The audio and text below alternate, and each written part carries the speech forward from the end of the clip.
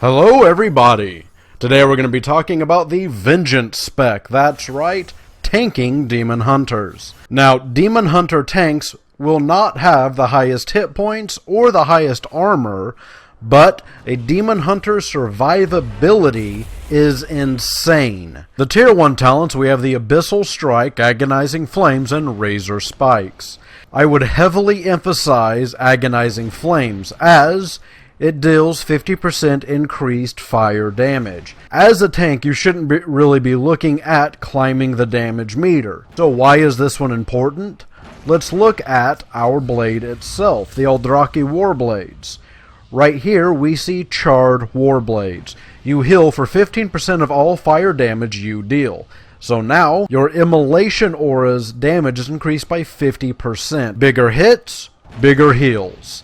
That is the only one of this top tier that's really going to give you a boost to your survivability. Tier 100, we have Feast of Souls, Fallout, and Burning Alive.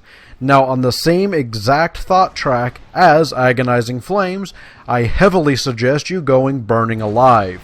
Every 2 seconds, your fiery brand deals X amount of damage and spreads from the primary target to a nearby target. The more people that are affected by your fiery brand, the more heals you get passively. Also, note that only the initial application of fiery brand is actually going to transfer that dot. These subsequent transfers cannot in and of themselves transfer again. You're going to get a lot of people affected by burning damage, which keeps dots on all the bad guys, keeps passive heals coming in, and you are constantly hitting everything around you. More control, more heals, equal higher survivability. Level 102, we have Fell Blade, Flame Crush, and Fell Eruption. We went with Flame Crash because now when you use your Infernal Strike, you're going to land and automatically put down a Sigil of Flame.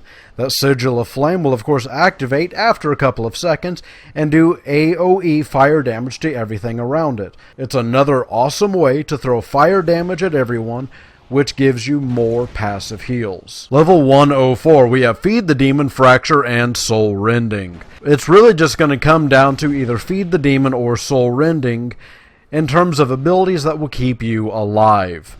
Now, Feed the Demon is going to very actively decrease the cooldown of your Demon Spike, giving you more opportunities to keep that going. Whereas Soul Rending is going to make your Metamorphosis ability a much stronger cooldown to use. Basically, you run into a big fight, you pop your Metamorphosis, and you start wailing with everything you got. You're going to build a Priest Shield on yourself, which is going to absorb damage. Level 106, it's all about your sigils. You're going to want to use the Quickened Sigil, because normally when you throw the sigil on the ground, it activates after 2 seconds. And of course, the primary sigil you'll use is the Sigil of Flame, which has a 24-second cooldown. Quickened Sigils is going to make it activate 1 second faster, so half the delay, and it will now recharge 20% faster. 108, we have Fell Devastation, Blade Turning, and Spirit Bomb.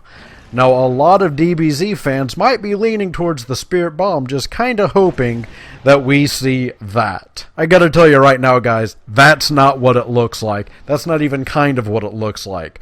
All those little purple orbs that are all over the ground, the Spirit Fragments, one of those will basically just jump on the bad guy. Visually, that's all you're gonna see. Now, it is good by making all of those little soul fragments everywhere be able to rush in and tag the guy that you're fighting. It will also heal you for 10% of all the damage that it does. Fell Devastation is a significantly higher damage output, and it is also a cone of damage.